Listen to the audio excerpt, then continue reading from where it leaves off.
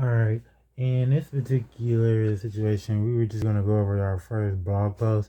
It's mostly just talking about how we found some light in a dark location. No light sources, no shadows, no nothing. It's just a dense amount of moving light. No objects, no nothing. It was light passing by and very not bright. It's just a necessary um it's mechanic light where the incendiaries would perform a large light bulb.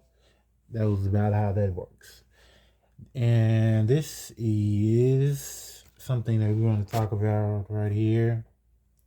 See that? That's a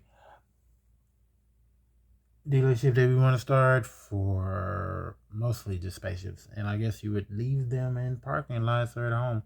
They're about as big as a pickup truck or a small tow truck or something like that at the smallest size, about like that. And it would be fitting in a parking lot. And you do a lot of behaviors like that and all of that still, and that's how it works on that.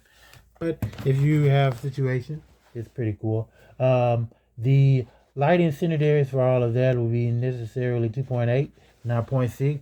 So once you achieve faster speed of light by accelerating your speed at maximum speed in the first frame, and then say you get to 60 frames, you're going 60 times the maximum speed and totaled out. So over, say, an hour, you should be at faster than the speed of light. That's not that bad, but the temperatures are bad when you come back. So you most likely like to leave your space drone on an uninhabitable planet and just sit it there till you're ready to use it again, like we do. So there's really no reason to bring it back unless you need fuel. But if you bring it back with fuel, I guess we would have to have a refueling station somewhere in ice caps or something like that, I guess. No really large reason to have that anywhere else. Thanks.